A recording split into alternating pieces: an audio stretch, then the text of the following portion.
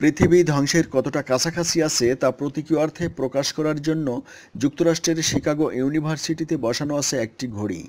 বিজ্ঞানীর চালু করা ওই ঘড়ির নাম ডোমসডে ক্লক বা কেয়ামতের ঘড়ি। ট্রাম্প যুক্তরাষ্ট্রের প্রেসিডেন্ট হওয়ার পর ওই ঘড়ির কাঁটায় এখন বাজে রাত 11:57 অর্থাৎ পৃথিবী ধ্বংস হতে আর মাত্র 2.5 মিনিট বাকি। কাঁটা এগিয়ে নেওয়ার জন্য ট্রাম্পের উদ্বেগজনক বক্তব্যকে চিহ্নিত করেছেন ঘড়িটির দেখভালকারী প্রতিষ্ঠান the bulletin of the atomic sciences. এক বিবৃতিতে বিপিএ প্রধান রাসেল ব্রোসনান উত্তেজনা এড়িয়ে শান্ত থাকার জন্য বিশ্ব নেতাদের আহ্বান জানিয়েছেন।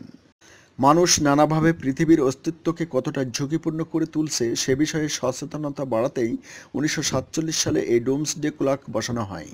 এরপর 1953 সালে যুক্তরাষ্ট্র হাইড্রোজেন বোমা ফাটালে এই ঘড়ির কাঁটা চরম সময়ের 2 মিনিট আগে আনা হয়। তখন দেখানো হয় 12:02 বাকি। এরপর নানা ঘটনায় বিভিন্ন সময়ে আগ-পিছ করে 2015 সালে সেটি আবার 1 মিনিট পেছানো হয়। সর্বশেষ ট্রাম্পকে কেন্দ্র করে এবার সেটি আবার 30 সেকেন্ড এগোলো। এতে বোঝানো হচ্ছে পৃথিবী চরম সংকটে আছে।